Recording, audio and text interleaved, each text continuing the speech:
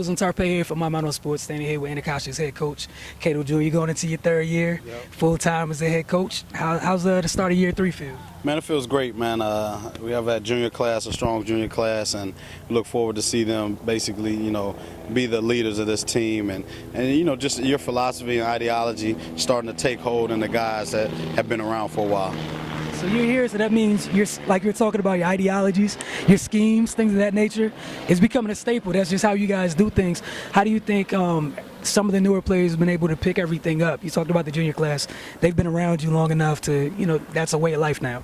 It's tough because I think that we made so many strides in the summertime in terms of the workouts and the training. That summer training, that first summer for them was tough. So they got a chance to kind of get broken in a little bit.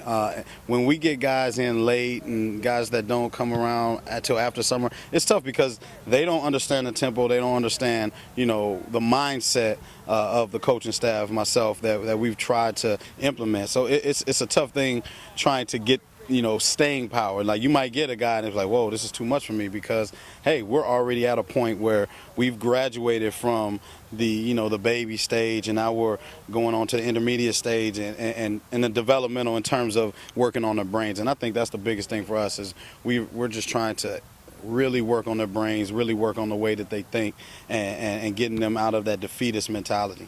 All right, you talked about the program. The last time they really had big time success, you happen to be playing, not coaching. Where do you think the state of the program is right now in terms of getting back to where you'd like it to be? Man, and I think we're in a good position because, like I said, we have a great junior class. We have a couple guys that have been around 3, one guy that's been around 4 years. So he's been around Anacostia, been around us a long time. And it's really just about having, developing that team ideology that, hey, this is the way we do things in Anacostia. The expectations for the position, and that goes for the head coach as well. So I get them to start thinking about, say, hey, we're not talking about me as a coach or Coach Tom or Coach Cross, those guys. We're talking about, hey, this is how we want you to think about football, period. So whether I'm here, whether another guy's here, that's how you have staying power in a program. It doesn't matter, because the train moves on. It's all about the program, and no one man is bigger than the program, and that includes myself. So that's the mentality we want to set forth, so that, hey, 10 years down the line, they're still living that A-team philosophy and wanting to win and building winning teams through, strong mental young men. As you said, you can't do it by yourself. It's bigger than just you. Talk about the type of talent you have on your staff. You heard you talking to your players that you don't want positions, you want football players. And it seems that's the type of guys you have on staff to help you coach. It's all about your assistant. The head coach is only good as assistant coaches. Of course, you have to have players, but I'll tell you one thing. When you have, I have 8 coaches on my staff, and all of them have played college football, a lot of them big-time college football. A couple guys played pro as well. My Reed played at NC State. Coach Cross, Walter Cross, played at Michigan with me. I have Bruce Perry doing my running backs, who's the Maryland great, played in Philly. Roscoe Thomas played up in Pennsylvania.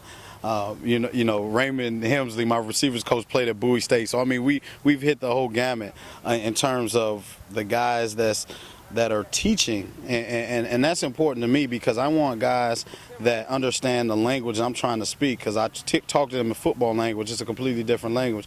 And not only that, I want them to understand that, hey, this is what it takes to get to the next level. And we're not talking about, hey, you're going to Michigan, Miami, Alabama's. No, we're talking about the next level, period, starting at D3. And they get that in their mindset, that when they get there, they're not in shock, because they don't think that, hey, I've never seen this before. I've never heard anybody talk about a coverage in this manner, or talk about personnel in this manner. And that's kind of the things that we try to teach, the basic fundamentals, but implementing things that we were taught. And we wish that we were, drills that we wish we could have done, when we were that young. All right, just to talk a little bit of football, the season's starting for you guys. First game's on Friday. You guys lost 2 all-Met performers on the offensive side of the ball.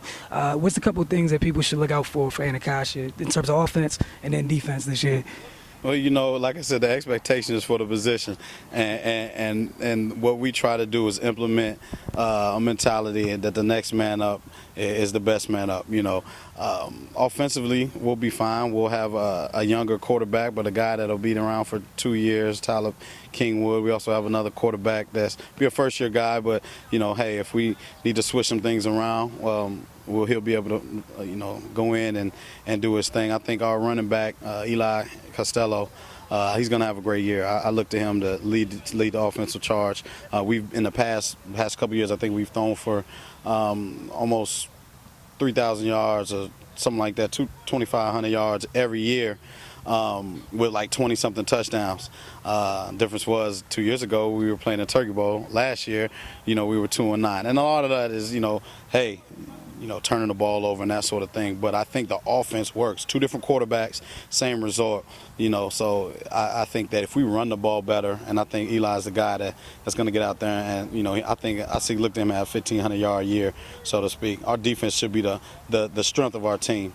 All our secondary returning starters are back. They're all juniors. I'll have them for 2 more years. I'm happy about that. I have my underneath guys. 2 of my 3 linebackers are juniors. I have them for 2 more years. Up front, we have some new pieces that, athletic guys that I'm looking forward to see play. We had a short camp this year, but I think that this first game will knock the dust off, and the guys are ready to play, especially guys that have been around training since January.